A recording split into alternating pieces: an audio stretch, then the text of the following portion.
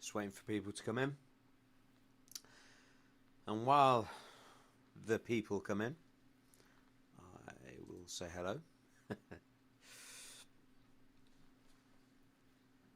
Yeah. Cheers. So for those that you don't know, I am from the UK. And what do you think to the game last night? I mean, you know, the UEFA Cup. Sad times for England.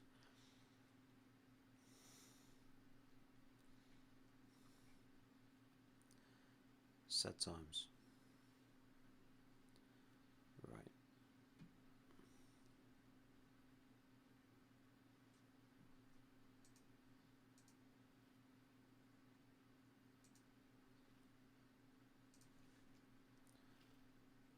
Would it be possible, please, for me to get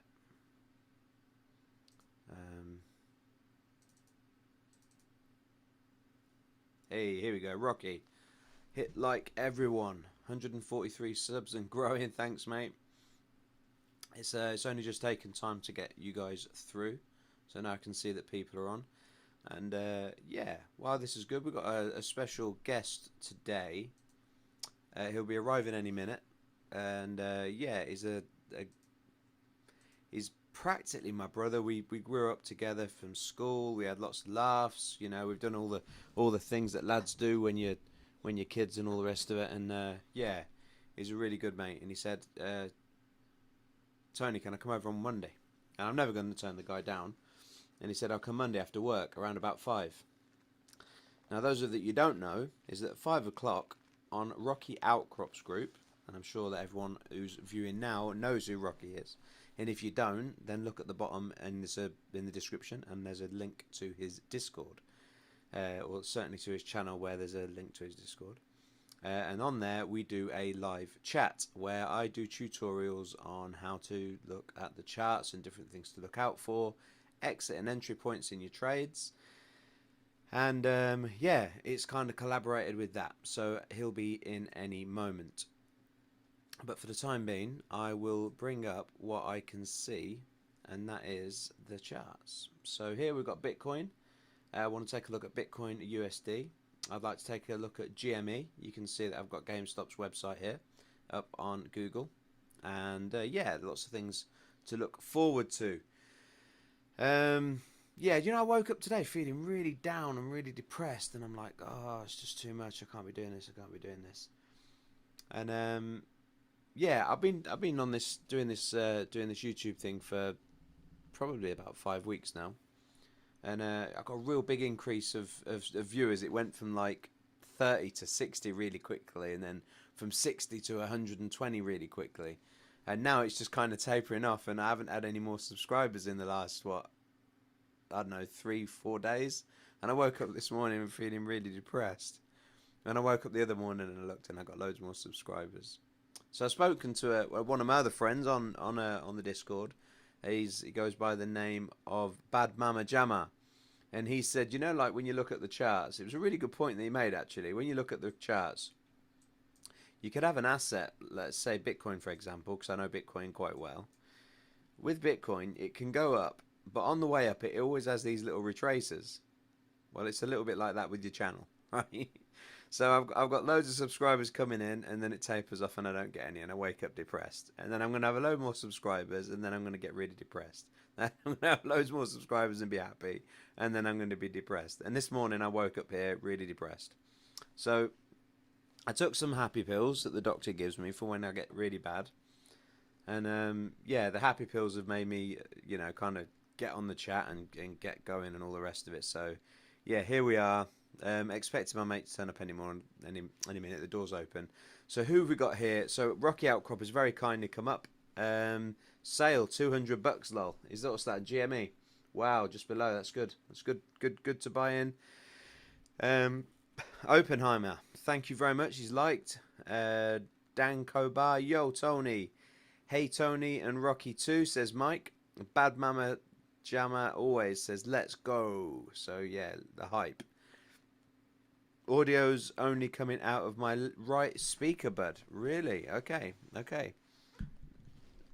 Now, why is it only coming out of your right speaker? Maybe it's something in my settings. So let me go into my settings quickly and see what I can find. And I don't think it's going to be anything in my settings for my computer, but it very well could be the settings on my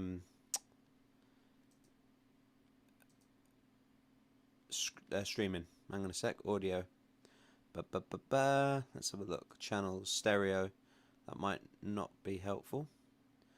Desktop audio. Okay, that's good. Focusrite. Mic auxiliary. Just give me a sec, guys. See what I can find. Audio. Bitrate. Stream. Do you know what? I don't think that I can do anything. Desktop audio, audio 2 disabled. Mic auxiliary, Focusrite. USB audio. I can hear him coming in.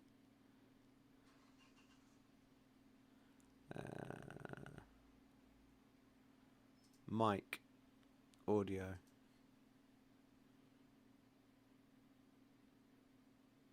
Nah, I don't think I can do anything to help, buddy. I think that is the best that I can do. I'm really sorry. Yeah, so that's the best that I can do right now. I don't think going into settings in my Windows is going to do anything, but I will just have a quick look, just so that you guys aren't bored. You can see what it is that I'm doing. Right, so I'm in settings. Go to sound. Choose the output, which is the Focusrite output. Master volume, microphone. There we go. Focusrite. That's for when I use my mobile phone. That's when I use my camera audio, which is junk. Let's have a look in here. OBS. Discord. Sound system, that's the app to go on the output. Focusrite. So input. Yep, same. Nothing that I can do to help. Yo!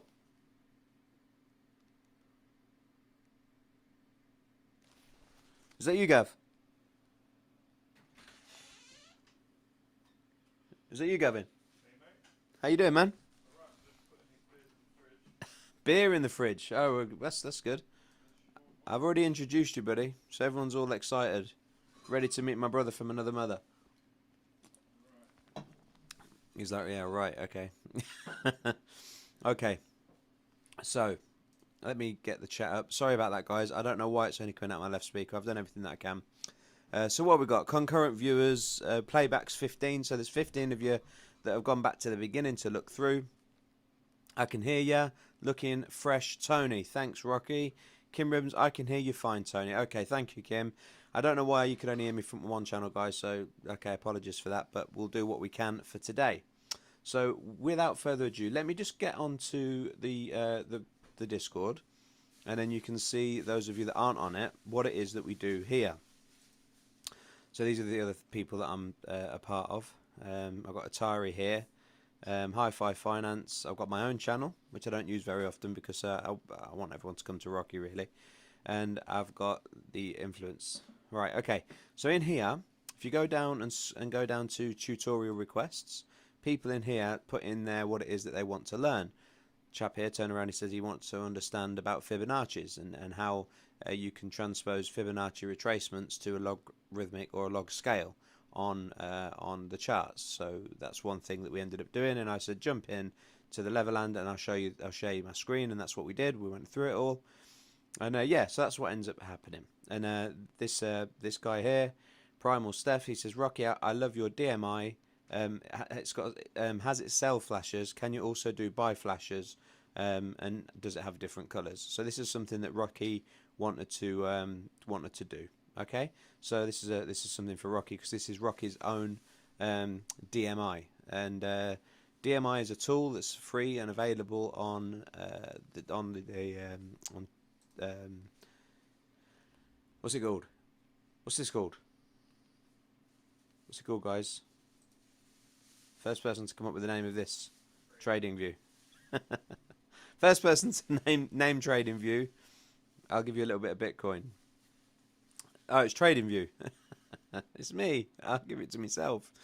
Okay, so yeah, so trading view. So that's what happened. So what he did is he decided to go into the settings of trading view, and I think it's JavaScript down here, and go to I think it's in Pine Editor, and then what he did is he got this DMI and he reprogrammed it with different colors, buy signals, and all the rest of it. Now that's an indicator that Rocky has put a lot of time and effort into, and he allows people to have it for free, but he would respect a little bit of a donation. If it's a fiver, if that's what you can afford, then it's a fiver. If you're feeling that you can feel 50 quid, then 50 quid, 100 quid, 1,000 quid, whatever it is that you can donate that way. So pass it on to Rocky because it's a great indicator, and I use it regularly. It's got me in and out of trouble no end of times. Okay, so that's that. So going back to here, so that's what they do. They turn around and say, this is what we want to learn, and then in the Neverland text, this is where people put things that they're interested in, and we all just end up having a bit of a chat normally afterwards. And you can see here Tony Wright, which is me, some of my different videos that I've had in the past, talking about divergence. Divergence is something that I feel is complicated for people that don't understand it. So what I did is I broke down the 4 different divergences, and I did a little video, 3 minutes long on each video, and it is cool. Pooh Bear. Now here is a very good friend of mine, so I'm just going to turn around and say hey. Hey, Pooh Bear.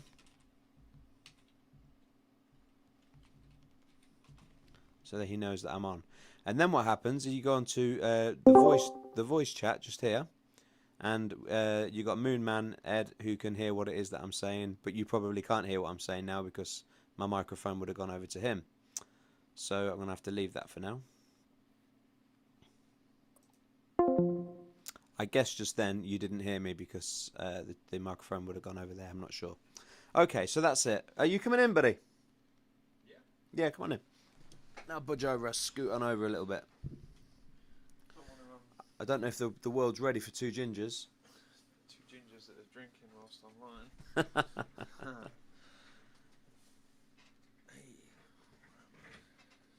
Cool. Okay. Yeah, so Gavin, world of people. What it is with me and Gavin got into crypto at the same sort of time.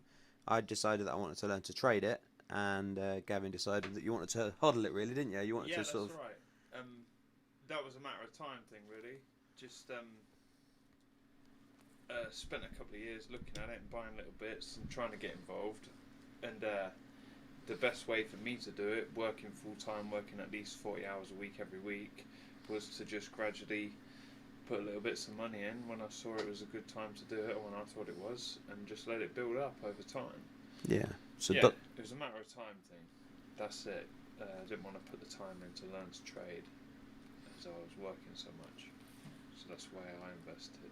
Cool. So Gavin was dollar cost averaging.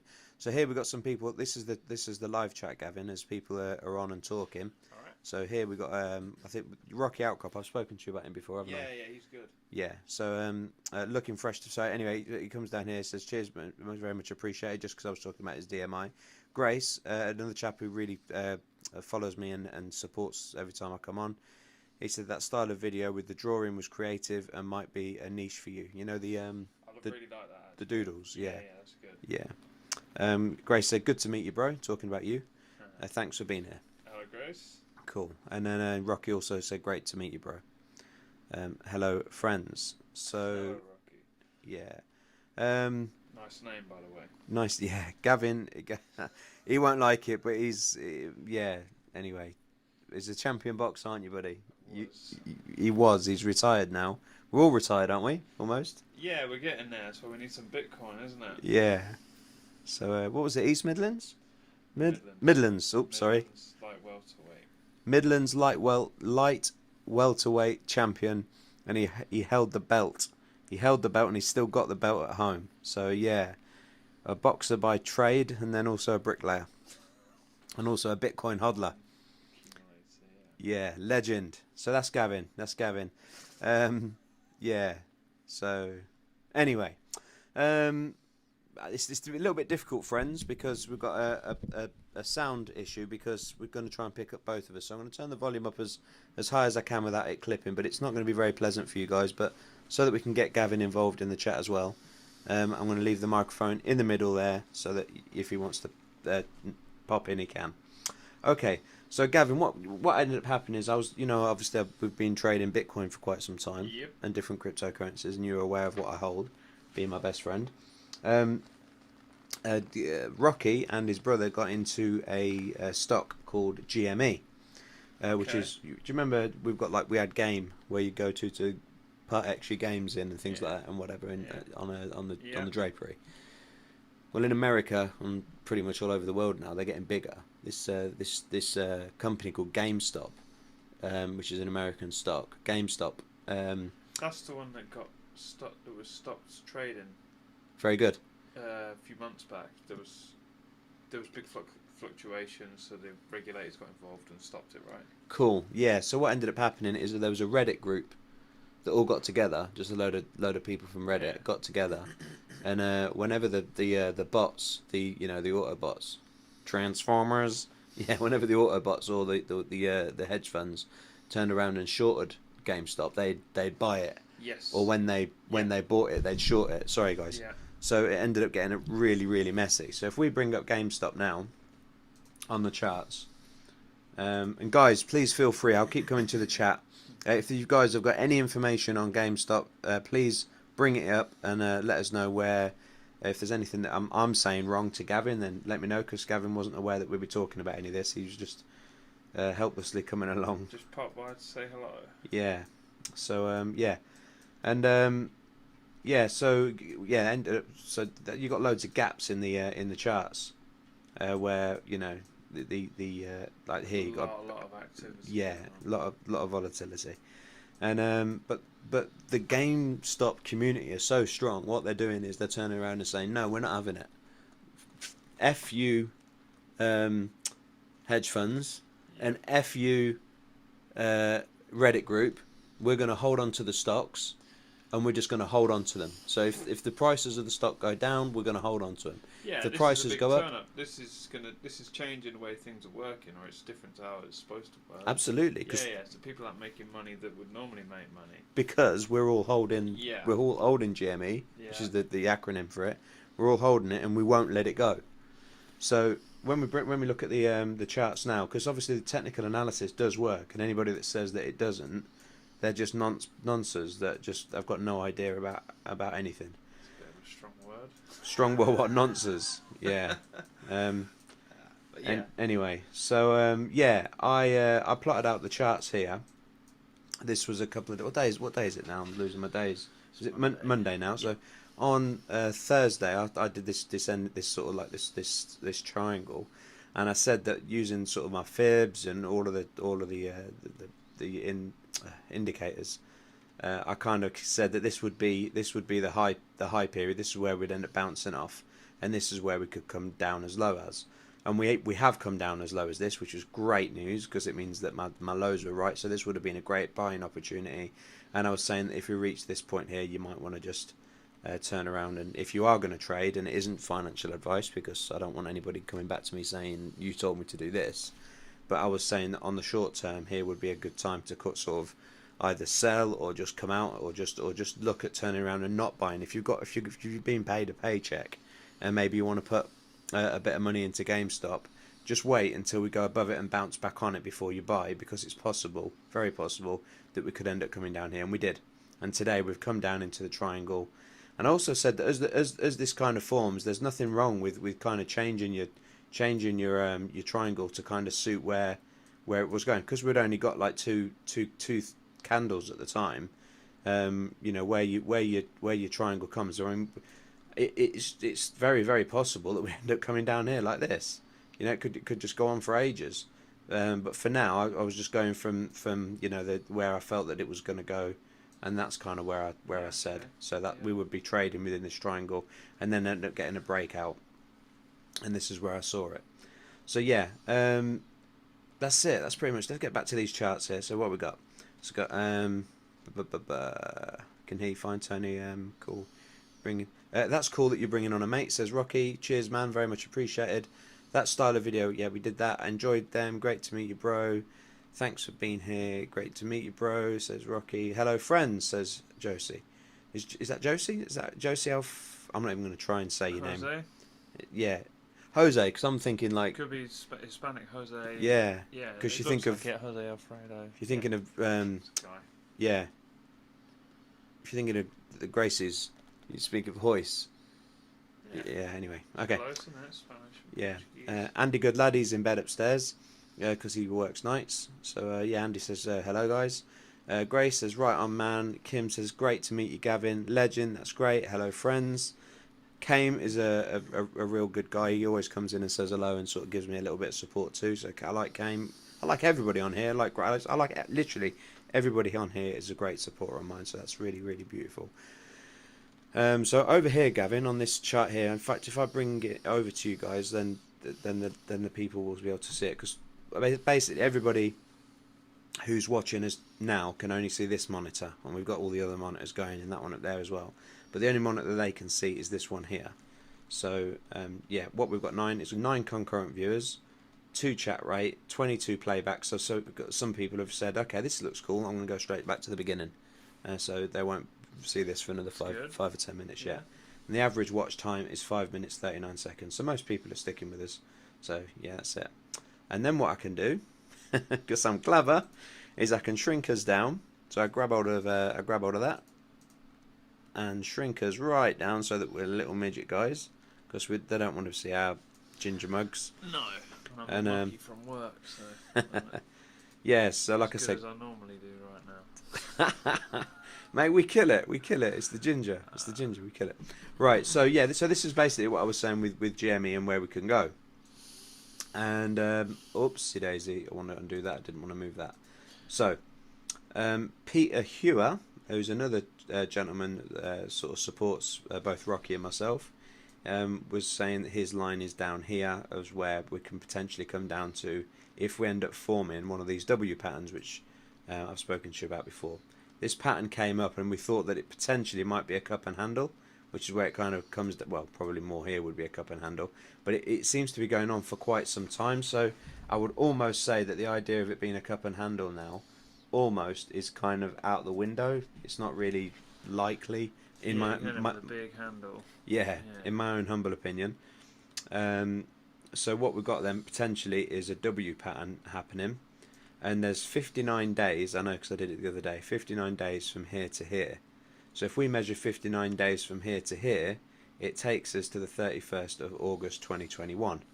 And then if we do the measured move from here to here, and then take that measured move and stick it up here, then the price is 400. That's where the W should finish up. That's where so what you would do normally is you would enter the trade at the breakout if you're a professional trading, rather than just buying down here, because we could end up coming down here, God forbid. But it's likely that if we do end up reaching this midpoint here, that's where you would enter the trade, just there with the stop loss just underneath. Sure. And then you'd enter your trade there, and then you'd ride it all the way up to when the W finishes, and then normally where you would exit your trade ends up then becoming support. If I bring this down now, ends up becoming support, and then bounces off there a few times before something else happens. And it could break it, but most of the time you end up staying kind of above the line where you exit trade. You've got a traded line eventually, haven't you? That's it. You've got it, mate. Yeah. So yeah, so that's what have I just done? No, all my lines. Okay, so that's where we're going. That's where we're going with that. But what I wanted to show everybody is what I do normally. Is just go on to GameStop here. If I just start typing in game, it even doesn't come up and register anymore with Google as being a game company. It comes up as a retail company. When you go onto it, go onto the GameStop's website. If you look at the sort of stuff that they end up selling, just announced, it's like there's been a new CEO. His name's Matt Furlong, and he was one of Amazon's executives for 2 years. Okay. Yeah, so it's taking it part Amazon by the looks of it. Yeah, and even the website Rocky was saying the other week, even the website looks Amazon-y, you know. And I just can't help thinking that he would have made connections whilst he was with Amazon, and said, you know what, I'm going into GameStop. You're right to sort of, you got my back if we end up doing some stuff. Could we work together? I can't help thinking that would happen. Well, anyone that's trading that would pinch information off him Yeah. would want that, wouldn't they? But look, they're doing home theatre systems and televisions, popcorn machines, clothing, collectibles, and they're just about to go into NFTs. So it's massive. It's something so exciting. Yeah, it's a really really good place to be. So let's just jump over to the Neverland text and see what we've got. So Neverland text here. Whoa, Q for Never. All right. So there's this radio text as well, where people can put in songs that they want to listen to. Which I would like play some of the songs, but if I play it, then I end up getting a copyright strike. Yeah, yeah. Which okay. means that I can't. I don't get the. What if you sang them? If I sang them, I'd have to sing them. I'd have to But sing you them a could little bit try. different, like stick my own sort of style on it. But Okay. I did that the other day. I got my guitar out and started singing, and I got copy strip on some Oasis songs that I sang. Ah. Yeah, so stuff them. Don't like them anyway. Let's have a look. So yeah, in here we've got the. Let's have a look, guys. Let's look at Neverland text. Here we go. So we just got Hey Pooh Bear. So we haven't got anything that anybody wants to particularly learn. Yeah. So let's go to the chat and see what everyone's saying in here. So I like how Tony and his mate on to meet us all and like having one of us in the room with him. It is. Yes, Rocky. This is the sort of thing you don't need to learn at all once you get lots to learn, but it's easy to imagine being good at it. Intro retirement, and it's a skill for life. It is true. You know, the skills that I've picked up along the way, because it's been about 4 or 5 years that I've been doing this, and regardless of whether it's precious metals, regardless of its stocks and shares, if it's cryptocurrencies, if it's forex, everything that comes with technical analysis, it all works. So once you've got that skill, then it's like, teach a man to fish, you feed him for life. But if you only give him a fish, you feed him for a day. So people like myself or Rocky could turn around and say, you know what, on the charts here, I can see that it's likely that GME is going to make about a 20% move to the upside by the end of this week, and we're more than likely going to come down here and we're going to end up having like a 20% rise here. So if you guys buy when it hits here and then sell when it comes up to here, you're going to make yourself 8%. Stick a little bit of leverage on that, you'll make yourself loads of money. Yeah, really easy to say, isn't it? Right? And then you do it. Let's say you do that and you end up making a load of money. That's great, but how did we come to the conclusion that that was going to be the case? Of which it isn't. It's just an example, so don't go and do it because that would be silly. But if we just give you the signals, then that's like giving you a fish. But if we show you how to read price action, how to read the Donchian channels or the Bollinger Bands and stuff, how they link with the RSI and the divergent stuff that I showed you on those videos. Once you can see all of these things, then you can watch other people's videos when they're putting out clickbait videos, and you can see yourself that it's just a load of junk. And you can see yourself when it's likely for a price to be moved or not. And sometimes you've got to wait a long time to get confirmation where every single planet is in alignment and says, yes, now's a good time to buy it. I'm going to put in a 5x leverage, with a 4 to 1 risk to reward or something, because you're confident on it, and it works. Patience is key with trading. It is key. As much as it'll be viewed as a quick way to make money, it's really, really, really important to take your time. Yeah. Sometimes I've waited months. Rocky will tell you. I remember you doing that. Yeah. Before the halving last summer, we were talking about it, and it had spiked, and it went mad with the FOMO. Yeah. And it was definitely always going to go up, but you still waited. Yeah. So and sometimes you could have missed the boat. You could have, but you knew you weren't going to miss the boat because so many people were going crazy buying in. But maybe a year or two earlier, maybe you wouldn't have thought of that. No. So experience is key. But when you chase the market, you see a candle going up so fast, you think I need to get in now, rather than instead of looking at that one candle and getting jealous that you missed that candle. There are hundreds. In fact, I would go so far to say there's thousands of different assets that you can look at, that you can trade. And if you end up missing that boat there, instead of getting in on it and then potentially losing it and having to wait all those months, find a trade that you turn around and say, okay, that's about to rally, and then wait for it to come down and hit that line. Like Peter Hewer said, for example, he's saying that he thinks, when we were just talking it through, he didn't say he was going to trade it. He was just saying he feels that, with regards to the fibs and everything, that he feels that the line's going to come down to here, the price is going to come down to here. And so that's a real simple, basic technical analysis. Actually, if there's a particular market where there's lots of different assets all in the same market that do the same sort of thing, if you take the time to skim through them and see which ones are lagging behind a touch but are definitely going to pull up, as long as you put the time in, you might make a bit of money on that one when the money's already gone out of the others because it's gone. I did that with not Chainlink months back. Everything pulled away for about a week, and that one lagged behind by about somewhere between 10 and 15%. But there was no issues on the fundamentals with it really, so I just bought a little bit, and it did pull up and catch up, and I made a little bit of money. It wasn't a big trade, but that was just taking my time. Yeah. So there, yeah. Just wait for the markets to come to you. It's really important to do that, and don't go chasing. Don't go chasing, because that's when you'll lose. I understand the feeling. Yeah. So what have we got, guys? Let's have a look back at the chat. So Jose says, "Yes, mate. Go with the Spanish. Gavin is a legend. He got the name right." I watch a lot of boxing, and the Mexicans are really, really big. So we've got a little bit of the Spanish names, the enunciation there. Yeah. Your J is a H, really.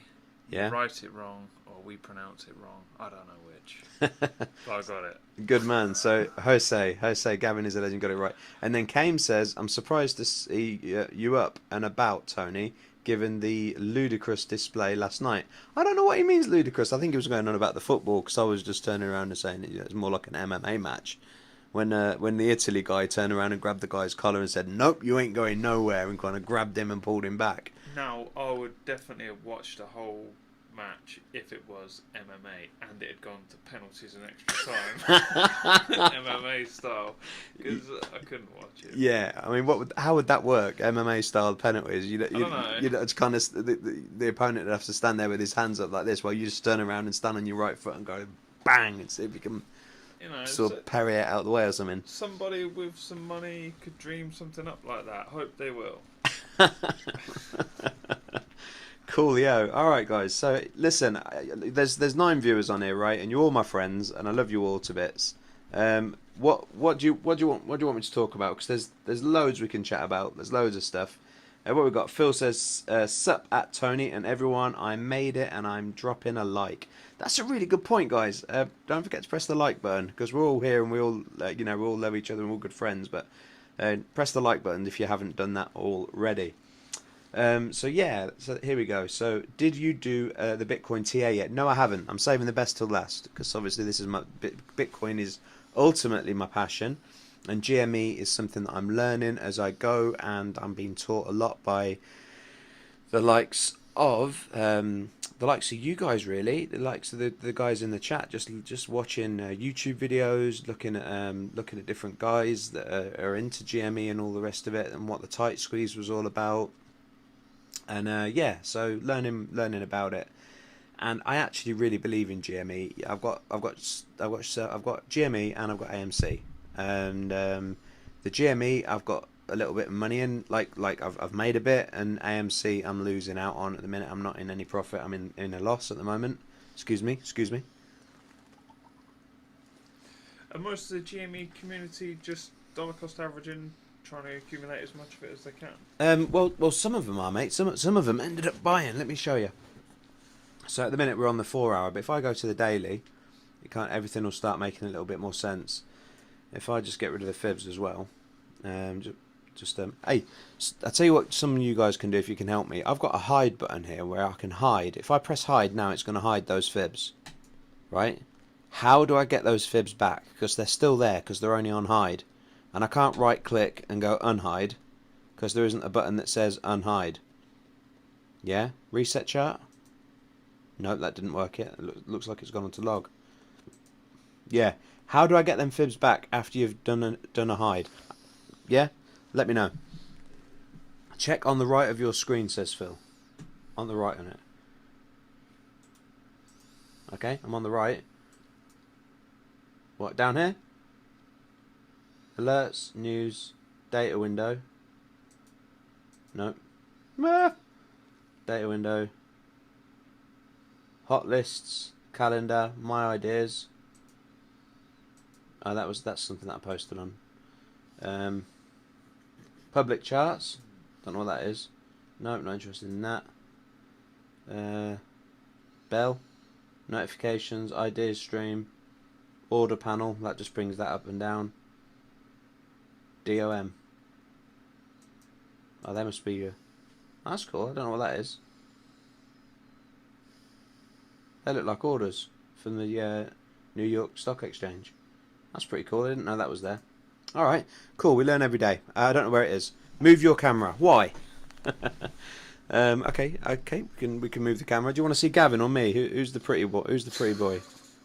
I think it's got to be your way, mate. I don't know. Okay. Well, if I go your way, which I think's that way. There we go. Is that better? Okay, so I don't know where the fibs are, but let me explain. So what ended up happening is you got people that they love GME, and that's fine, and that's cool. But here we've got a big flat area. Hang on, haha, no, I mean move the picture because of the icon below. Oh right, you want me to actually move me and Gavin out of the way because we're in your way. I'm so sorry. I'm so sorry that we're a pain in the ass. Where would you like us to move it? I mean, because I can move it just here if you want. Alright, so I tell you, we could shrink ourselves right down, and let's get ourselves right down here out of the way, because we're not, I mean, I can get rid of us completely, but I kind of want to make sure that I'm seeing a little bit. Right, so here we go. No, I mean, above that question mark. Right, here we go. So above the question mark, in the circle, laughing my effing arse off. He's really laughing. I mean, this guy, Eddie W. Okay, so he's saying above the question mark in the circle. Above the question mark in the circle. Above the question. This one? That one. Ooh. Trend line. Oh, look. Look at that. Fibs. Hey, what? Look. Oh my god. Mate, you're a legend. I love you so much. See, this is why it's helpful. Look, if you come onto these things being all arrogant, thinking you know it all, you're just on a losing streak. But if you just be real with everyone and just sort of say, hey guys, you know what? Yeah, there you go. You always learn. So there's a lesson there. Be humble. Don't think you know it all, because you don't. Yeah, not like me, who does know it all. Phil says you're welcome, bud. That's very kind of you guys. Right, okay. So this is what ended up happening. So thanks for that. That's fantastic. I'm dead chuffed about that. So many times I've gone to hide something, and yeah, and ended up sort of struggling. So I press the I button, get rid of them fibs. Yeah. So down here it all seems like flatline. Yeah, but if I go back and just keep going back, eventually you go back to kind of if you look at the date down here, it tells you that it's 2017, 2016, December 2014, 13, etc. Right, so you can go back to 2012 and so on. So if you when you end up getting, if we go to the weekly just to get us sort of where we want to be, yeah, here, this kind of flat line here, which looks like there's no movement whatsoever. But if we end up sticking it up, then you can see, as we zoom in, that there's actually quite a lot of volatility here. So much so that people this, don't forget, this looked flatline, right? If I get my measure and go from the top to the bottom, that's an 82% drop. Wow. That's an 82% drop right there, right? But when I zoom right out and make that 82% drop look like a flat line, and then bring in this, then you see that, holy cow, that 82%, nearly 100% drop has now turned into thousands of thousands of percent, and 10, 20, 30x in. So as GME ended up going up there, people are getting excited. It started, the sell orders all came in and everybody started selling, so the FOMO kicked in, and then you got the fight between the Reddits, and then you got the fight between the hedge funds, which ended up pushing the price up. But every time the price went up, you'll see that there's no green candles there. There's no green candles, even though the price ended up going up. Every single candle is red, meaning that whilst there was all those people buying to push the price up and fighting against it, the sellers always won, which is why the RSI came down very quickly into kind of like the oversold area, as everything is green. Came down here, hit this blue line here, which is the 200 period moving average. So basically, you get the 200 candles and get an average price. And that's what that is. I mean, that's the EMA, so it's exponential. So it sticks a little bit tighter to price action. If price action moves, then the EMA will move quicker with the price action than the SMA will, the simple moving average. So as the price went up and down there, you've got like that little bulge just here. Well, that wouldn't have happened on the SMA, but because it's exponential, exponential on the graph, just kind of doubling the previous amount. So yeah, so it ended up coming down onto that and then bouncing off and all the rest of it. But all the way through it, so obviously some of the people that are like general public ended up buying, and they've bought and held, and now obviously they're down on their money, and the situation is now we're just waiting. But the more people hold on to GME and stick with it and keep the shares, the more the shares are going to be worth it, because the people are holding on to them, and if they're holding on to them and not letting them go, then the asset becomes more scarce, because there's not as many shares out there to be bought, because everyone's holding on, which will only push the price up more because there's less of them available. So whatever these people, what's the rules on releasing new shares into a company? I don't know, to be honest with you, buddy. That's an interesting one. Yeah, I know you can make new shares, can't you, in the company and put more out? yeah. I mean, it's that with I don't know how it works. So is there time limits on amount that can be made? I don't know. Like minted, yeah. I know with Bitcoin, obviously there's 21 million Bitcoin, and then there won't be any more because that was how the code was written. But yeah, who knows the answer to that question, guys? There's 10 of you on there, and I know that some of you are going to know the answer, and I know that Rock is a quick typer. So who can answer that question?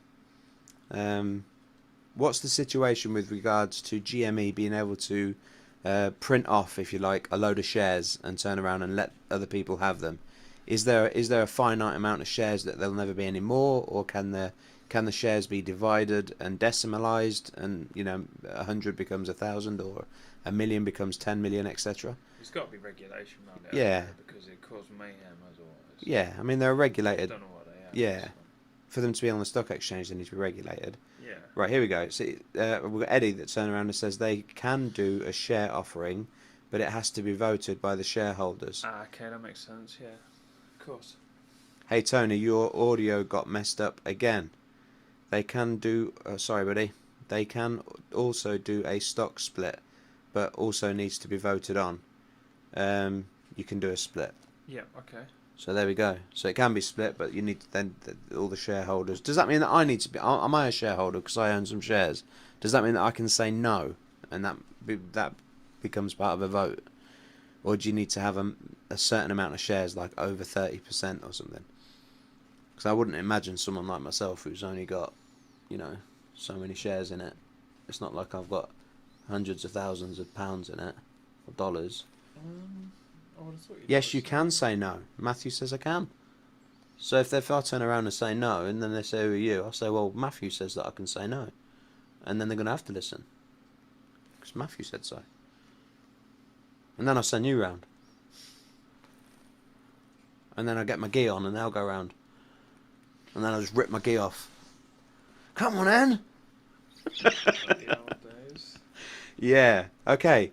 If you own one, you can vote. I didn't know that. And he said he'll set the dog on him otherwise. Yeah, you're part owner, basically. Yeah, that's what we are.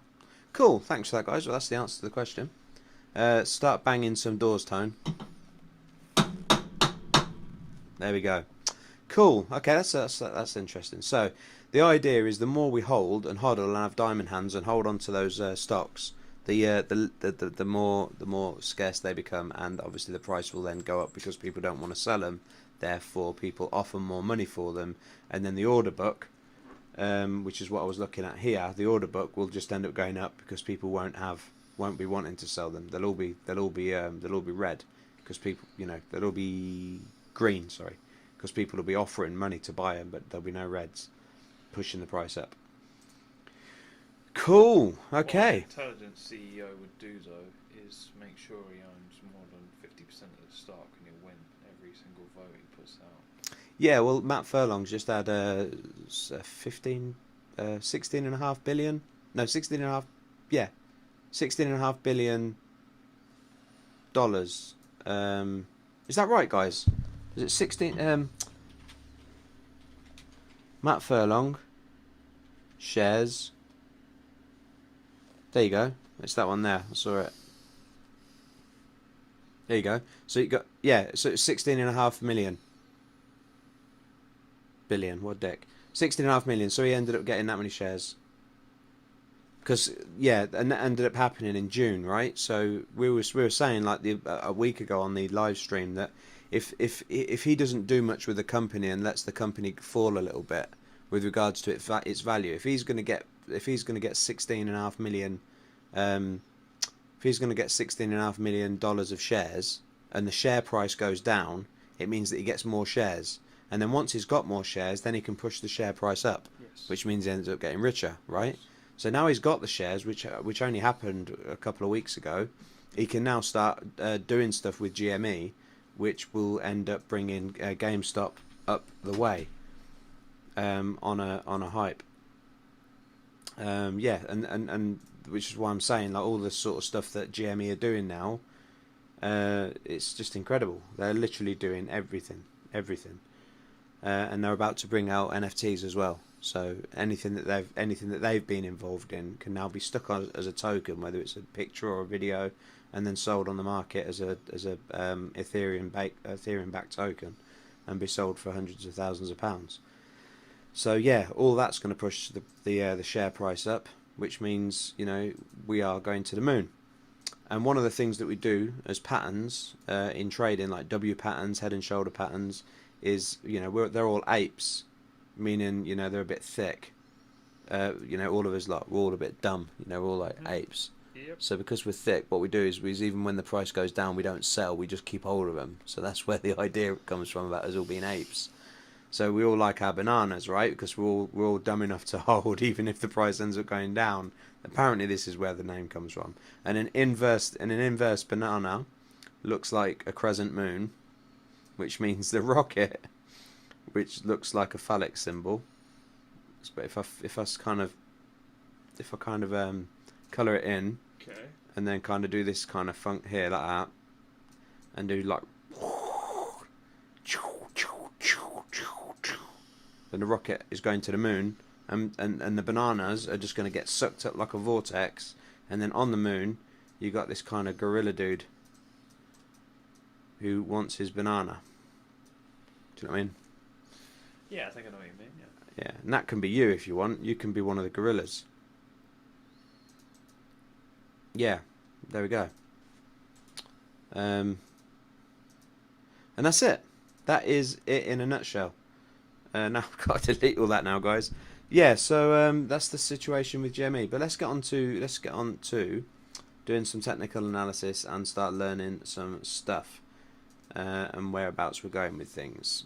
So that's the GME side of fun, guys. And let's just have a look at Bitcoin and see if we can do some technical analysis live which you can also take everything that I'm about to say now, which I haven't got a clue about what I'm going to say. None of this is pre-thought about. It's just on the fly. You can take the same principles about what I'm about to do on Bitcoin and take it to any other asset as well.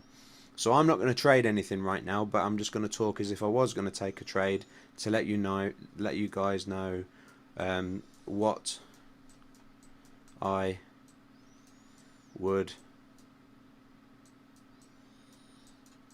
do. Yeah, cool. All right. So now what I want to do is get rid of that. But if this is the thing, if I get rid of that, and I get rid of everything. Anyway, okay. So here we go. So what we've got here now is, let's have a look at the chat before I start moving on, because there might be something that I've missed. Start banging on some doors, Kame said. Okay, so GME have just hired some of the best in the business from Amazon, etc. Et al. All on the same bonus system. I've held since January. Thanks for that, Tony. I want my bananas. Ronaldo's a guitarist and singer. Okay. So he was on the other day, just doing a little bit of music and whatnot. Nice. And so I got him on the camera here. I got my guitar and I started playing along with him, and just sort of jamming. Is that when you got told off? That was the day that I got told off, but it wasn't on any Ronaldo's songs. It was just me. I just did my own thing after, because Ronaldo had like loads of delay on his on effects on his guitar, and it was putting me off. I couldn't play along to it, so I ended up sort of like shrinking him down and turning him off, and then just doing my own thing. So yeah, it turned out to be a GME stroke Tony Wright, like jamming with Ronaldo, and then Tony Wright on his own. Yeah, it was good fun. He said that was great explanation. I love your stuff, bro. Cool, Ronaldo. I love you too, man. It's all good. It is all good. I'll show Gavin and the viewers a little bit of you in a little while. So right, this line here, guys, this is a really, really important line. I've got it on every single chart, and I always will. This is the 200 period moving average. So whether I'm working on a down to the 4 hour or the 1 hour, I will always have this big blue line on here, because it will tell me the overall trend, whether we're going up or whether we're going down. All right. Whenever we're above it, we're going up. Whenever we're below it, the chances are that we're going down it. So it's really important to have that there. And you may have heard of a death cross and a golden cross, and all you've got to do for that is you go into your indicators, you click on the other moving average. I'll do it, why not? It's only going to take a second. Okay, and then you would bring up the here, and you just stick the length, i.e. the length of candles, and you put in the 50. So you got two lines then. And if you end up getting them crossing over to the downside, it's called a death cross. Okay. Well, 50 coming down through the 200. Through the 200, yeah. So what that's saying is you've got a short-term trend which is going down, but you've also got a long-term trend going down, and the short-term trend is going down quicker than the long-term trend. So that's confluence or coming together, or proof that there is a definite downtrend. And whenever that happens, especially in forex and commodities, that death cross normally plays out, and it's a good time to do a short position, as long as you've got a good margin to be able to hold it, just in case it goes up as a fake out. Okay. But because it's a lagging indicator, because what it does is it calculates the previous 50 candles and the previous 200 candles. Normally, once the death cross happens, right, which happened just here, all this is as a result of this big down dump here, but that already happened, and the death cross isn't going to show that until the candles come along and the moving average ends up turning around and reflecting the price action that's just dropped. And in crypto, whenever we get those sort of crosses, like we had the cross just here, that cross happened as a result of this dump here, and which was the COVID dump. But the actual cross didn't happen until we were already on the way up. Like the cross happened just there on the 8th of March. If we go in and just look at when the actual and on the 8th of March we were already on our way back up. So it didn't predict the fall of it, and it wasn't too long later until we'd gone past the death cross and the golden cross that ended up happening. So in cryptocurrency, it doesn't always, like there was a cross there, but it was short-lived. So death crosses and golden crosses are not something in crypto that I'm especially fond of. It's not something that I would trade solely on a death cross or a golden cross. It's something that I would look at other indicators as well. But this golden cross was great because obviously we did end up getting a massive rise up. But there was other things that was telling us that we could go up, like we're in the oversold territory here on the RSI was a good indicator. That once the golden cross had happened, we ended up coming down for an oversold area, which means the only way is up. Flashed as well, wasn't it? The hash ribbons, yeah, maybe. I'll get rid of the things now. Just leave the 200 up there, and yeah, the hash ribbons just tells you when the hash ribbons tells us when the halving took place. So yeah, you're right. The halving took place just there. Yeah, which was just after that dump. So this was the Bitcoin halving. And then because the Bitcoin miners were only getting half the value, the reward, then the algorithm that Bitcoin needs, the miners need, ended up getting easier so that they could make more money. And then we ended up having another flash here, and then we had another rise.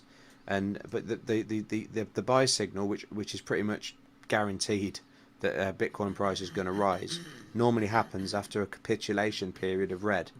And now there's this big capitulation, which is no wonder because all of the miners have come from China. They've had to shut down for a while. Some of them are probably sort of working underground, but not the main ones. They've all moved over to America. Yeah. Well, during that transition period, we've now got this miners capitulation happening here. And more than likely, don't quote me, but more than likely we'll end up having this green here will end up turning around and giving us a blue signal. And it's at that blue signal there that I'm waiting for to turn around and show us that Bitcoin will make its next leg up to sort of like new highs and to 70, the 70k mark. Maybe 75, whatever. Now what I want to do is I just want to move. Okay, let's just get rid of the RSI for now. Okay, so that's it. That's what I was talking about there. So I hope you guys got a little bit of information there about how Bitcoin works and the hash ribbons. It's not something that everybody knows, but it's something that's worth knowing, and now you know. And it's free. You don't have to pay for it. You don't have to pay for it with TradingView's paid subscription like you do with the VPVR, which I'm about to bring up. The VPVR is something that I won't trade unless the VPVR is there for me. It's a real conflict, gives confluence to the orders that I'm going to make. Do you feel comfortable this small? I've got I kind of want to be a bit bigger. Do you know what I mean? So people can see my face. Okay, well, if you feel they need to see it. They need to see it. They need to see it, man. Right, so. This is as good as it's going to get. That you don't get no better than this. No. Right, so okay, here I am. I'm about to go and make my trade. So I've opened up my charts. I'm looking. I'm seeing that we're underneath the 200 moving average, which tells me that for a long-term trade, there's nothing spectacular that's banging on at me, unless we're in the oversold territory. So I'm going to bring up the RSI and find out where we are with regard to the strength of a Bitcoin, and we're not. If we were down here, like we were here, at this point here, so we'd done some sideways action, but the RSI had come down whilst we've been going sideways, I'd be quite excited that Bitcoin's about to make its move. So as a long-term trade, obviously fundamentals come into play, and we need to wait for the fundamentals to happen. If Elon Musk now turned around and said, you know what, forget the G summit, I don't care about global economy and all the rest of it, I'm all in on Bitcoin, then obviously the fundamentals and the RSI don't mean stitch if Elon Musk buys. None of this means anything, because, or David Beckham or Richard Branson or some celebrity, all it takes is them to turn around and say, okay, it's going to hit 30 grand, and as soon as it hits 30 grand, I'm buying, right? So fundamentals will scrap everything out of the window, but as long as no one does anything stupid like that, which I wouldn't mind actually,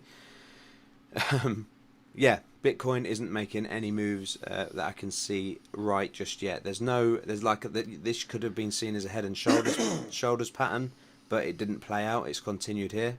If I just show you that there. You mainly trade the daily charts on Bitcoin, do you? Yeah, I do. Yeah, so that could have been a head, a shoulder. That could have been a head. This could have been another shoulder, but we've ended up sort of going sideways. So that can't be a shoulder now. So it's kind of scrapped that idea. Yeah, so there isn't anything really sort of panning out that I can see with Bitcoin. Right, so what I would do then is if I'm going to be making a trade, I'm going to be looking, if there's nothing to be made straight away for over the next few days, then I'm going to look at what I can do as a leverage trade, like going onto Bybit and doing maybe a 5x leverage on something. In which case I go down a time frame and then I start looking on a lower time frame. Let's get the spot. A lower time frame and seeing if there's anything available there. Now we've got what I call chop happening on the squeeze of the Bollinger Band. So if we get that daily back up again and show you guys, we've got this here where there's not a lot of movement. I mean, it's in comparison to this and this is just little bits of movement here. But when we go down to the 4 hour, we can see that those movements, whilst they're still the same price action, they're still the same price. We've got short potentials of 23% there. We've got a long percentage going up. We've got a 12% long there, which would equate to 50% if you did a 5x leverage with a short stop loss. Yeah, here's that M pattern that I said wouldn't work if the second part of the M is higher than the first part. The M pattern wouldn't really fully work out right. Otherwise, it would have ended up going down here and doing a measured move of from there to there, there to there. Kind of did work out, I guess, but it didn't follow through and then end up becoming resistance. But yeah, but the Bollinger Bands are something that you would use as a means of knowing whether a pattern's gonna play out or not. So here we came down and we wicked out of the bottom of the Bollinger Band, but we didn't go oversold, so I wouldn't have gone long there.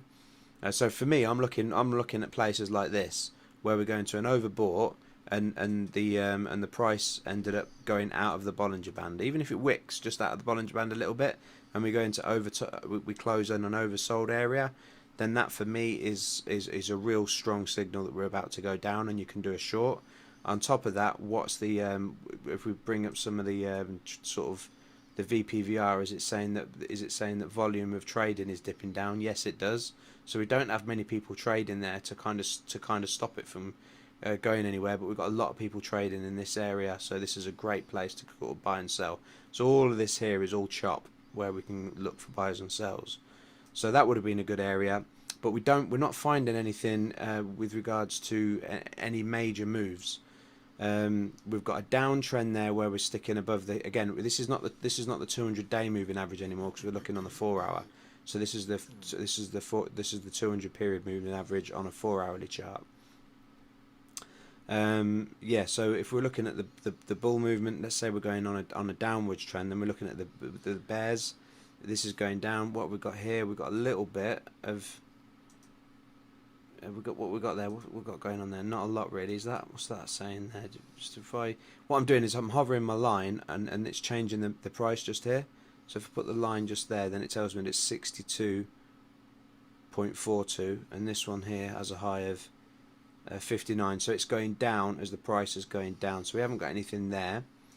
Let's have a look, see if there's anything bullish. Bullish attack from the bottom.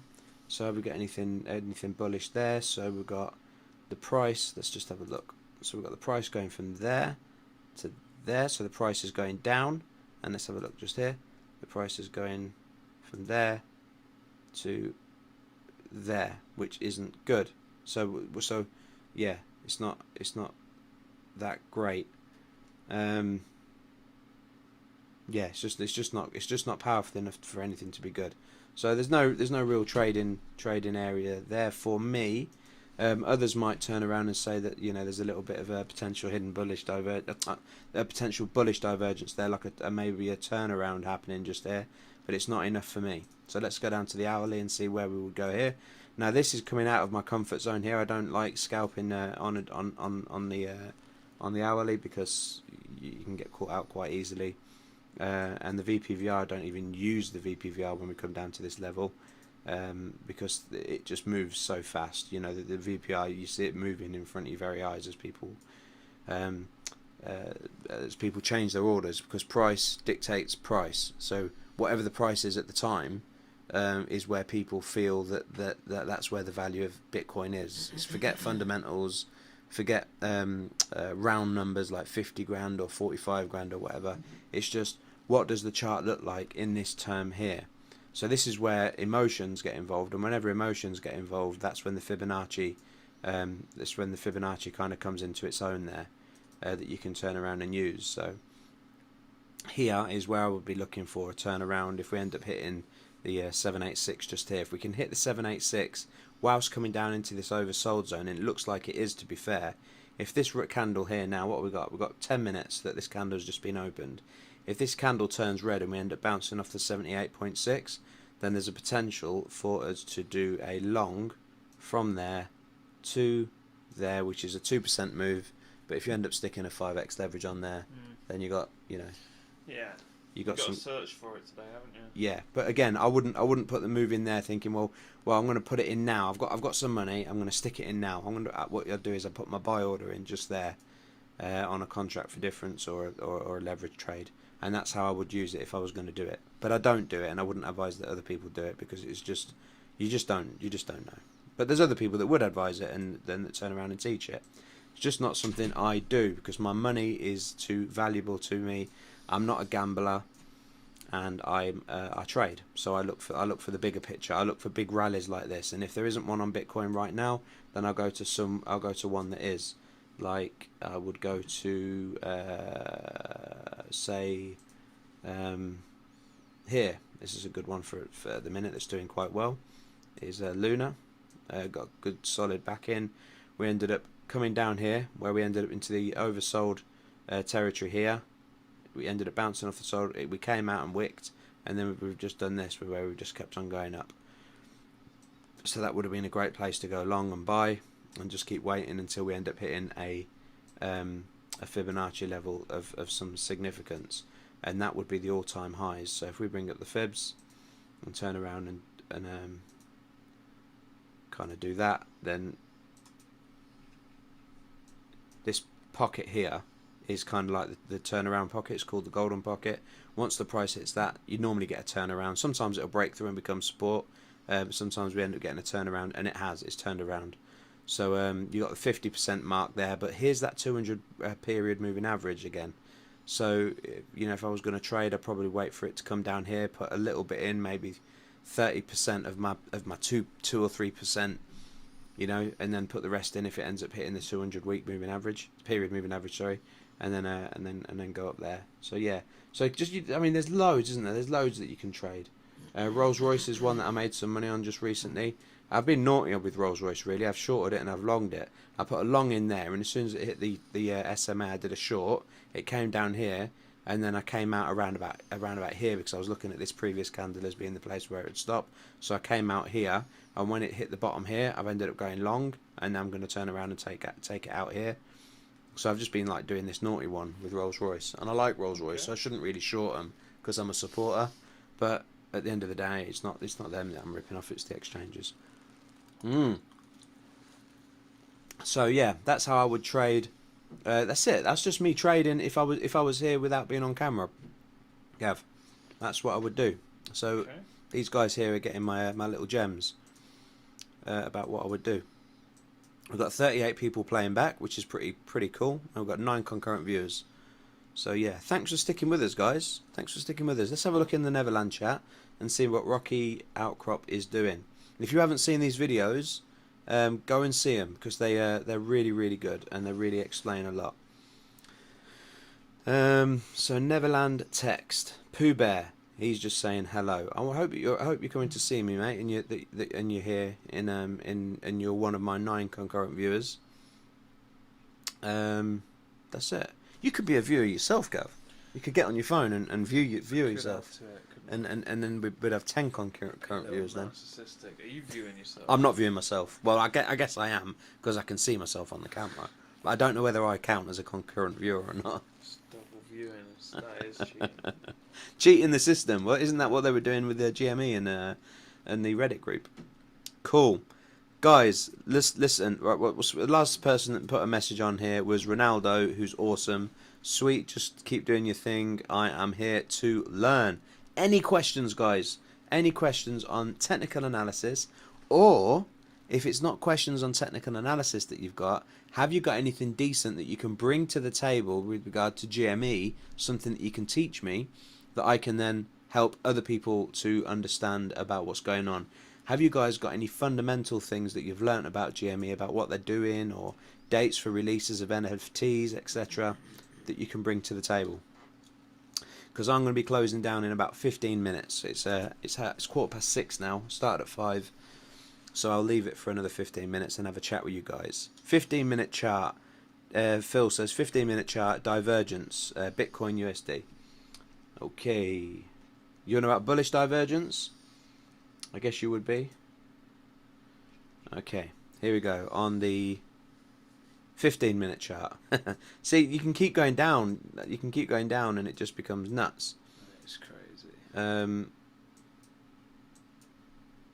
Yep, there is. So what you got is you got price action coming down, but the RSI is going up. So the strength of the coin is going up. Which would signify hidden bearish divergence if you're looking at the bottoms. But if you look at the tops, what you've got is the price action. Let me show you. Let me show you bearish divergence first. So at the minute we are going in a downward trend. If we're going in a downward trend, then we look at the tops, say from this point here to this point here, and if we had hidden bearish divergence, then we would expect the RSI to be going like that. So as the price comes down, it pulls it down. It goes to towards the bought it area for you to have more power to sell, and we don't have that, which is good and positive. So there's no hidden divergence. So then we go to bullish divergence. So then we'll go to the bottoms and say, okay, well, what's the bottoms telling us? Well, the price goes. I'm just looking down here as I draw my line. The price is coming up. Get the trend line up. The price is coming down from here to here, whilst the RSI is going from here to here. Next question, guys. Every time that I come and do something, this thing here, these arrows and pluses and minuses to zoom in and out and scrolling left and right and everything. Is there a way of getting rid of this? Is there a way of getting rid of this? Because it does my head in. Because sometimes I might want to put a trend line just there, and it says zoom out. And no, I don't want to zoom out. I want to stick a trend line there. So I've got to move the whole chart that way, out of the way. And sometimes it's just a pain in the bum. Because normally where it is that I'm working is in the centre of the screen, like everybody would do. I don't want that there. I don't like it. I don't like it, you know. Right, so price is coming down, but the strength is going up. Whenever the strength is going up and the price is coming down, that's given us the idea that we're gaining strength whilst the price is coming down. So that is bullish divergence, which is good, which would indicate that we're about to turn around. But because we're in this sort of oversold area, this is the problem with the 15-minute chart though. Is let's turn around and say we do end up going up to the top of this Bollinger Band from where we are now. Let's say we do have this really big candle over the next sort of few hours and takes us up to the Bollinger Band, at the top of the Bollinger Band, which will be above that simple moving average. You've only got 1.7%, and by the time the exchanges have taken their fees out and all the rest of it, is it worth? And that's the question. Is it worth taking the risk? Is it worth taking the risk on a long, which is going against the trend? So if we were in a bull trend, I mean, if you were saying let's go short, and we're underneath this 200 period moving average, we're underneath the 20 SMA, which is the middle Bollinger Band. So we're underneath the 20 SMA, we're underneath the 200 period moving average, and we're going to do a long. So it's kind of going against the trend. It's quite dangerous to do that. But you are right, there is divergence there happening, and yeah, the chances are we will be going up. Is it worth taking the risk? Is it worth taking the risk? I wouldn't, obviously. No. Yeah. But everything else so far is said down. Phil, you found one chart that says you could make some money. Yeah, there's loads of others on here that turn around and say, well, looks like we can make some money on these. Then I would be looking at the ones that are stronger to make money. Yeah, Arve's anyway. Okay. Right, so how would I calculate a profit target in looking at taking a trade like this? So if you're looking at taking a long, Like it's financial advice, isn't it? Excuse me. Okay, let's go That back. was the 1% that you, 1.7% you looked at a minute ago, wasn't It was, yeah. So it was 1.7% that I've just found on the 15-minute chart that you were showing. But when I was looking at it on the hour, was it hourly or 4 hourly? You'll have to do the video back again. I noticed it and said that it would be about that if we end up pulling it out of the bag. But I said it would be about 1.7% then as well. So I saw it on a higher time frame. So how would you trade it? Right. So here we go. So there's different ways of doing it. You can use the long and short. So you're doing a long position. So you could turn around and say, well, that's where the price is right now. I'm going to turn around and take my target price up to where you feel that the so if I bring it there, if you turn around and put the target price up to the 200 period moving average, where you think the 200 period moving average and the 20 SMA moving average would end up touching, and because the 20 is a 20 period moving average, it'll track the price action faster. So you probably find that in about 2 hours time they'll cross. So I would say in about 2 hours roughly you'll end up crossing, and I'd say that you'd end up crossing around about there. And then your stop loss, you just end up doing it, making sure it's a tight stop loss, and that's because here's your ratio just here, yeah. it? And So just before them, the resistance line across the top as well. what here with this? Here, you'd have a this is potential resistance as well. Oh, what, the top of the Bollinger Band here, or you're talking about price These action? two peaks here, in the price action. The price action. Yeah, Bum, bum, you bum. can take Yeah. any profits before you hit that. 'Cause it's So- pulled down 2 times already. Yeah. So what Gavin's saying now, without, because you guys can't see, if I put a line just there, let me edit the line and just show you, and then we can see what happens later on. Guys, please don't trade this. This is not financial advice. All this is just entertainment and just showing you how it is that I would be looking at things. But I'm pretending this is a day trade, okay? But it's just we're going down to a smaller time frame. So don't trade this on the back of what it is that I'm saying, because otherwise you're reading into it as being financial advice, and I'm not giving you that. If you want that, then I'll have to do a lot more time on it, and then you can come to me and ask me about where I think you should go, and we can work something together. I'm quite happy to work through different price assets with you. So what Gavin's saying here is we had a touch just here, a touch just here, a touch just here. So here if I ended up moving the price here, say to here, then what we've got is we've got one candle it's gone through, we've gone through 2 candles, we've gone through 3 candles, 4 candles, 5 candles. But if we bring it down to say here, then we're going through more candles, and the more candles we go through, the more chance that we've got of it being a good place of resistance for a take profit where we're likely to touch before we end up breaking down. Yeah, it's likely that we'll end up going up a little bit more. It's likely that we'll end up coming to kind of here. But if you just bring your you don't be greedy, you just bring your take profits down a little bit more, then you'll find that your computer what's going on with this stupid thing? Let's just remove this and start again. The automatic sort of take profit and everything will work for you. So this is what I'm saying. So I would say take profit is going to be a little bit lower if I was to trade this, which I'm not, and I'm not telling you to trade it. Then that's what you do there, and then you've got your kind of sort of 2% there, and 2 to 1 is so just here. See the ratio here is turning around and saying 0.73. Well, you just keep it going up until you've got like a 2 to 1, and if you get a 2 to 1 on every trade that you do, then that'd be your stop loss down here, and then your take profit would be up here. And if every time that you do a trade, it's only a real small amount of money that you can afford to lose, and it's no big deal. Look, let's say you've you've got £1,000 in your account, just for example. It's a nice easy figure. Let's say you got £1,000 to play with. You don't want to be putting £500 on here, looking to, and doing an X leverage where you're trying to make yourself £200 on this move. If you've got £1,000 in your account, all you're wanting to be make on this is a tenner, 5 quid, 10 quid. Just be happy with that. Okay, you don't want to be making loads of money, because that's gambling and getting greedy. So this is where you'd want to be, is a 2 to 1 at the absolute minimum. And this is on the hourly, which I just wouldn't trade. I wouldn't trade. Now, if that's the trade point, so that's one way I'd do it.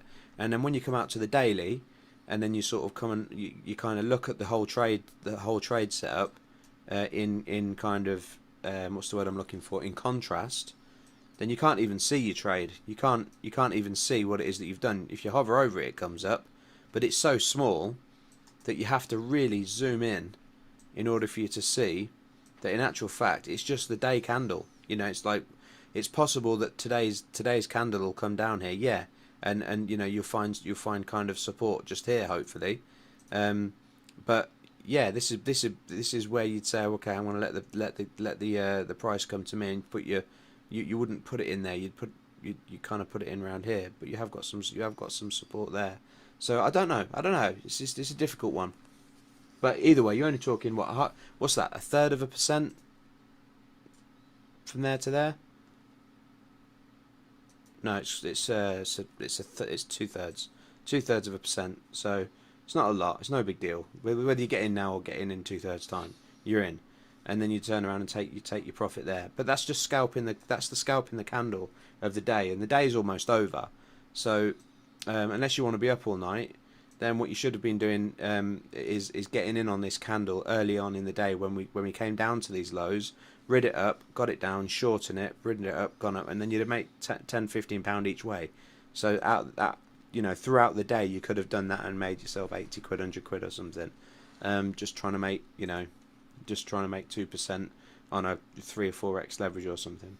That's how you do it. And then if it ends up going up and breaking this and ends up coming down here, then the whole dynamics of everything ends up changing, and then you start looking at the way that the candle's now forming down here, and you're looking for previous support. So then the support line that you'd be looking at then would be previous support, which would probably be there. And I'm looking at this candle, and as I zoom out, did that kind of get us any support in the past? Yeah, it did. Here. So this is an area of support that it can potentially come down to. But now what we're doing, we're looking at the daily, and this is how I would trade. I would be waiting for the price to come down here. If the price comes down here, then I'll sell something. At the minute, I'm all in. I don't have any money left.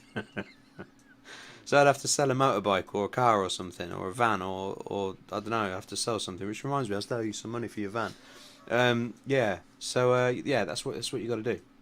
But this is where I'd be looking to get in at, not doing like these little 10% moves on a couple of X leverage on the scalp. There's just not enough volatility there for us to make any money, and there's no confluence. There's no apart from the divergence that you mentioned. There's no head and shoulders pattern. There's no M pattern. There's no W pattern. There's no Adam and Eve. There's no harmonic there. There's no Gartley pattern. And arguably Elliott waves is kind of like over now. It's finished. It's just like a wet fart, a fart in a colander. It's just a fart in a whirlwind. Farting wherever you want to fart. It's just no good. I just wouldn't trade it. Just Bitcoin is it's a hodl stage at the minute, like Gavin's doing. Just hold it and just hold it. Okay, friends, I'm sorry to be arrogant. Let's have a read. So 15-minute chart, but yes, there is. Bullish, yes. How would I calculate target and profit? Okay, I've shown you that. Oh yeah, there's another couple of ways as well. How can I use Bitcoin shorts chart and Bitcoin long charts to find confluence? All right. So the word confluence, when traders speak about confluence, they're talking about a coming together. I've got 2 minutes left. A coming together, that's what confluence means. So if you hear traders say we have confluence right now, then I'll show you what confluence is. Okay, confluence is a coming together of different indicators. So it's really easy to look in hindsight, and that's what we're going to do now, because there isn't any confluence happening right now. Otherwise, I would bring it out to your attention. But there was confluence back here, okay? And in order to do that, I'll bring up the indicators that I like to bring up. And everybody will, if you're new to trading, you will lose money along the way, regardless. It's just a maths game. It's just a matter, as long as you win more than you lose, and as long as you don't put in more than you can afford to lose, then you'll always come out on top. And so that's it. It's just a strategical, mathematical game. it's different to going into a gambling shop and just sticking your money on red or you know, and just rolling a dice or whatever. Because we have got charts, and it is an asset that you can hold, Bitcoin. So right, if you're gonna do it, this is my strategy and the way that I like to work things. Okay, let's get confluence. Let's find some confluence. So I'm going to be looking. I've got volume up, which is important. I've got RSI. I want the visible range, and for some reason the visible range doesn't look to be the settings that I want it to be. So I'll go into there. Sorry guys, visible range. Oh, it is.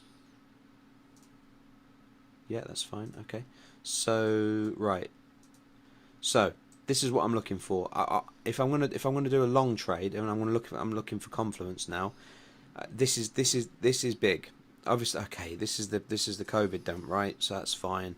This is a Swan event, isn't it? So I'll tell you, I won't take this into consideration because that would be unfair. But take this point here, for example, right? What we've got is we've got a real fast coming down of the RSI into an oversold place, whilst the price has hardly done anything, which tells me that the price is going to oversold. If it's going to oversold, that means that people need it because it's run out. It's ran out because it's oversold. You selling stuff in a shop. Let's say you're selling, I don't know, chicken tikka wraps in your food shop, and you've run out of chicken. Then you're gonna have to go and get more chicken, aren't you? Because you've run out. You can't sell it. So this is the oversold area. So think of it like that. That we're coming into this oversold area. So right, that's one thing. So my alarm bells are ringing now to say that I'm hitting the oversold area. It hasn't gone in, but it's saying there's something there that's about to happen. So that's one thing.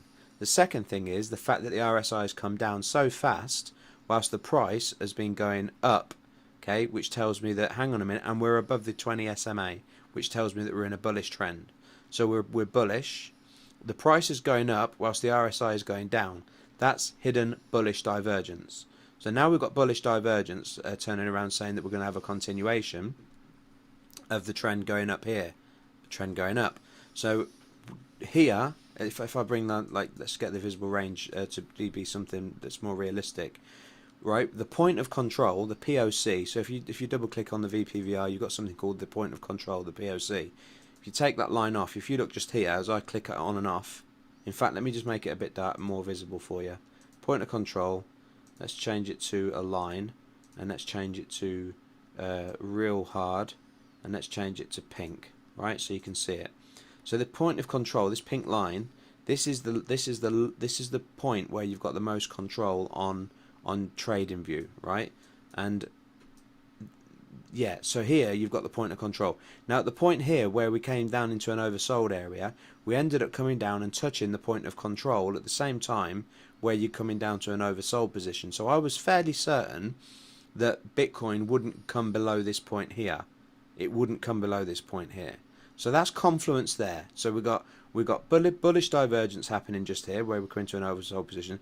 We're nearly oversold. We've got confluence on this one here, so that's like 2 or 3 things happening just here.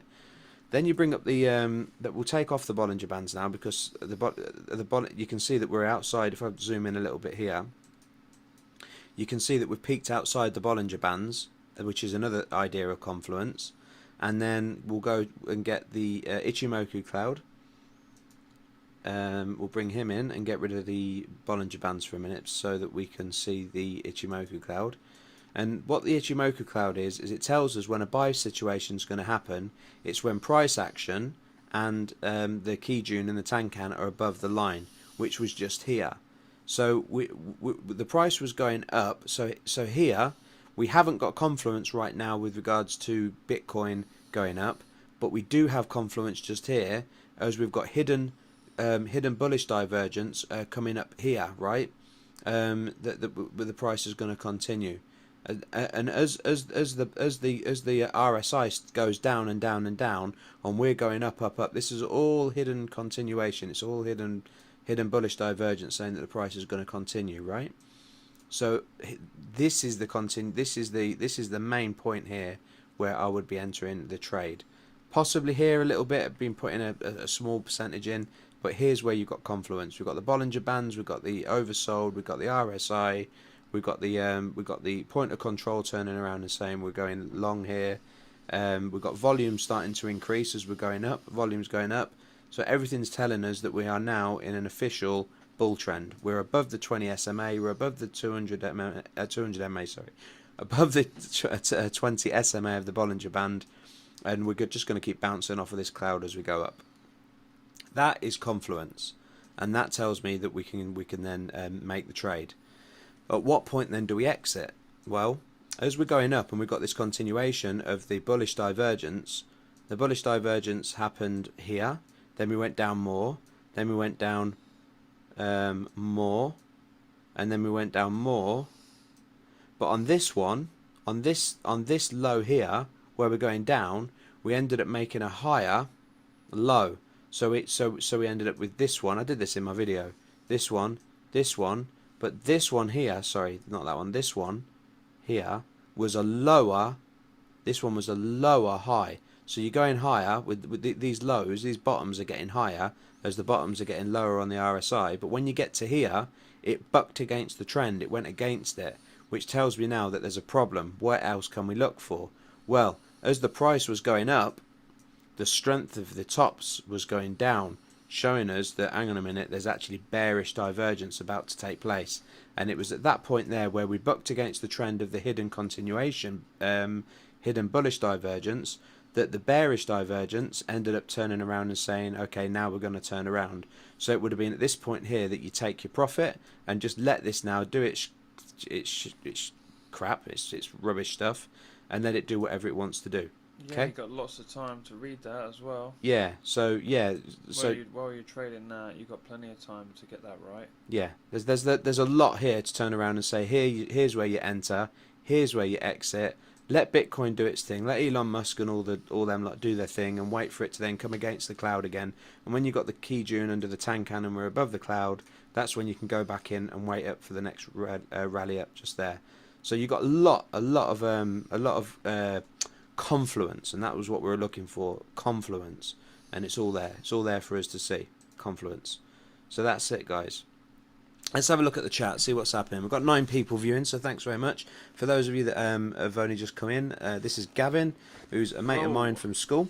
Been mates for a lot of years. Saying what you've been saying for the last hour, isn't it? It's hard to find a trade.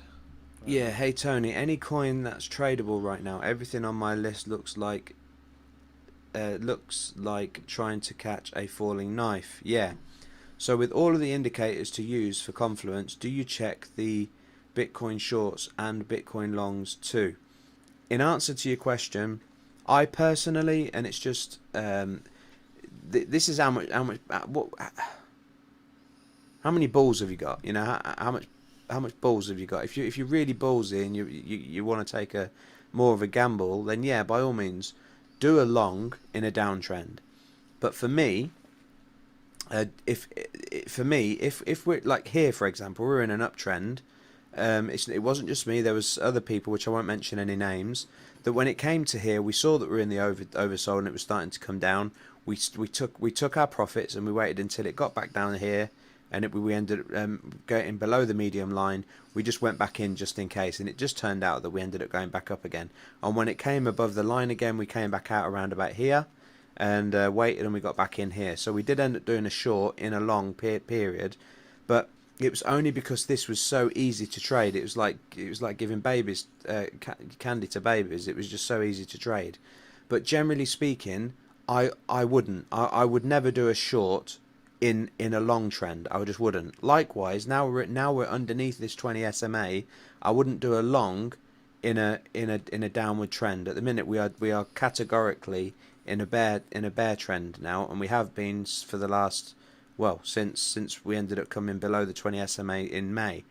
So since May, really, that's how long we've been in a bear market for Bitcoin, which is a great time to buy. So if you bought Bitcoin at any time underneath this 20 SMA, 200 at SMA, then you've got Bitcoin at a discount price, in my humble opinion. That's me. Yeah. So Gavin did buy a little bit. Yeah. So that's it really. Yeah, sure. We could end up coming down to this next area of point of control, which is like the 20,000 mark. It is doable. We've got the CME gap which we need to consider, which is, I can't remember what it is now. And I moved it, didn't I? Where did I move it to? CME, Chicago Exchange, Rolls Royce, I don't know why it's not there. There, is that it? That's the dominance. Bitcoin dominance. Yeah, look. Your man's Phil's talking to you. Phil, no, Tony, I didn't mean to take a trade. I'm talking about the Bitcoin short charts and long charts, to use them as confluence in regarding to look for more confluence, like using Bitcoin dominance. Okay, there's a lot. Okay, so here's the CME that I was talking about. It's 28,000. I need to put that on my actual Bitcoin chart as well. Confluence is bringing all the different indicators that you know about, and then turning around and saying, okay, well, I'm getting all of these indicators saying it's okay to take a long here, all of these indicators saying to take a short here. All I'm saying is I don't like taking, even though the charts may turn around and say something, generally speaking, I don't like taking a long position in a downtrend, and I don't like taking a short position in an uptrend. However, in answer to your question, I just need to read your question again. I didn't mean to take a trade. I'm talking about the Bitcoin short charts. So by Bitcoin short charts, I'm assuming, let's get onto Bitcoin. Bitfinex. Yeah, Bitfinex is just another exchange. Okay. Bitcoin USD shorts on Bitfinex. Yeah, you're just done about doing a short. That they'll do that on anything. But I can bring it. I can bring their Is it not a specific indicator on that platform? No, it's just talking about doing a short BTC USD. You can do it on any of these perpetual contracts things. But you're on about Bitfinex. So let's bring Bitfinex up. Let's bring him up to the top. To there, and we'll make him yellow. Boom. Okay, pretty much looks the same. It's not a lot of difference. So on Bitfinex, Binance, KuCoin, on all of them, you can turn around and do a short and turn around and take leverage on it, and you can choose how much leverage. You can do like 5x, 10x, 20x, 100x on some of them, 200x on others. So I think that's what he's talking about. So talking about that and Bitcoin losing confluence regarding looking at more confluence. Bitcoin shorts on Bitfinex. No, type Bitcoin shorts. It's the shorts orders. Yeah. They do that on Bitcoin USD long. It's the long orders. Yeah, they do a short. You can do a short without it's almost like a spot short, where you're shorting the coin, but you're not sticking any more leverage on it. It's just. Is he asking if you look at all the orders in regarding? No. Taking that into account with your. Is that what he's asking? I don't think so. It sounds like it. This is the orders. This is the orders. This is like looking at the order sheet. So if we get this up here now, you've got the buys and the sells on a chart. Okay.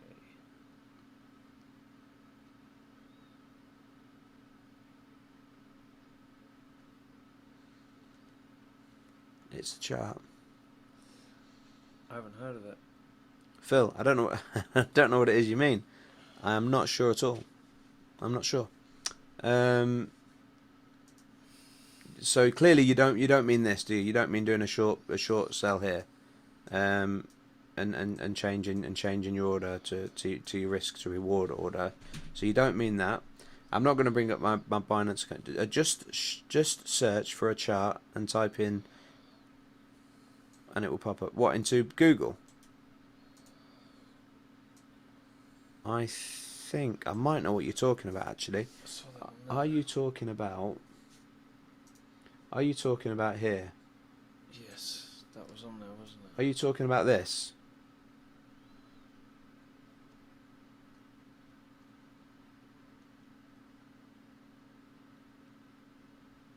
No, on TradingView. This is TradingView. Okay. Is this what you mean? Sorry, Phil. I'll tell you what, Phil. Go on to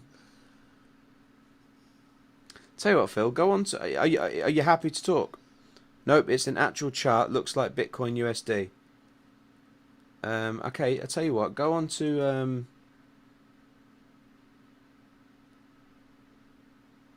Okay, I'll do what you've said. I'll do what you've said. So, let's bring this down because that's not what you were talking about. Send it on Discord, he says. Do you mean this? So, do you mean that? On Bitfinex, Bitcoin USD shorts. That looks exactly like it, don't it? Is that what you're on about?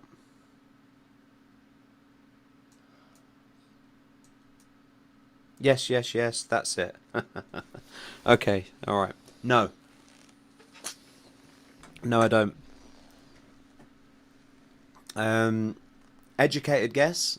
Educated guess. This is basically this in chart form. So instead of looking at it, into this area here, where you can turn around and say, well, the oscillators are saying all of this, and the moving averages are saying that it's a buy, and all the rest of it. It's putting everything all into a chart and turn around and saying, well, this is where people have bought and longed and all the rest of it. And yeah, so no, I've never used this, and I'm asking if I could use this as confluence. For no, I don't. I wouldn't, because I don't know. I don't know, to be honest with you, what this is. I don't know. It's just an educated guess. Like I say, that all it's doing is it's taking all of this and it's putting it into this kind of chart. So you can, like you can get a pie chart, you can get a logarithmic chart, you can get a linear chart. You can get different types of charts. Well, all they've done is they've stuck it onto this. They've stuck all of this onto this, and then it just makes it more sort of visible. That's an educated guess as to what it is. I could be totally wrong. I haven't seen this before, but I'm going to do some research into it, so thanks for bringing it to my attention. I don't use anything like this because I would then become subject to looking at charts like this to give me my buy and sell signals, rather than me looking and using all of these different indicators and using my own mind to be able to turn around and say, I can see the buy orders, I can see the sell orders from history, from price action, from price dictating price, from price being hitting support where it's hit in the past. Or there's just so much you can see from the charts yourself that if I was to start relying on something like this, I feel that it would take away my ability to be able to read the charts for myself. That's my answer, but thanks for showing me this. That wasn't something that I was aware that was even a thing. So yeah, it's something definitely worth chatting about and for me to look into. Yeah, but you no, have to read that differently, wouldn't you? If it's yeah, I mean, this is the problem. right. If it is what I think it is, then the problem is all of these indicators no longer mean anything, because these are all based. All these candles here are based on the indicators, which is why there's no, or very little of these have got wicks. Do you know what I mean? They're all candles without very much of a wick. That's got a little bit of a wick on it, but it's almost like the candles, like these candles on normal price action, where you wouldn't have a wick. So yeah, it's just the way that it's. Hang on a minute, let's get the candles that I'm used to on. Yeah, so that's it. Awesome, makes good sense. And I'm asking if I could use them as confluence. Well, you can, if you can, but if you do, you're taking away your own ability to be able to read the charts. You're using a computer algorithm to be able to do it, and therefore you're not becoming a self-reliant independent trader. You're using a tool to turn around and saying, okay, I'm going to buy here, I'm going to sell here. And if that's the case, that's saying that the chart now is saying do a short, because we're hitting support, resistance. Sorry, so put a short in here. But the reality of it is, okay, so that's saying to put a short in here. So if we go to Bitcoin USD, is it time to put a short in according to the 1 hour or the 15 minute? Is it time to put a short in?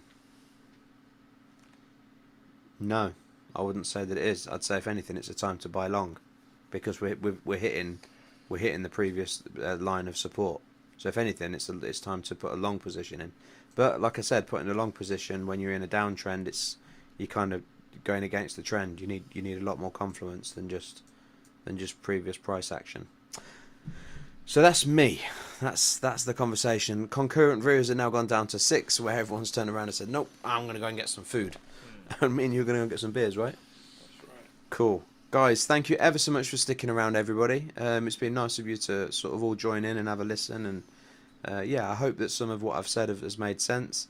And thank you, Phil, for bringing this to my attention, this shorts page. As I'm doing this, I am kind of thinking I have seen this before, actually. Yeah, but it's, look at that, oversold is just constant. You just can't use tools on it, because it is tools. It's just a confluence of tools. Yeah, thanks, much appreciated. Always makes sense, bud. Good man. Okay, I am off, and I'm gonna say goodbye in 5, 4, 3, 2, 1. Bye.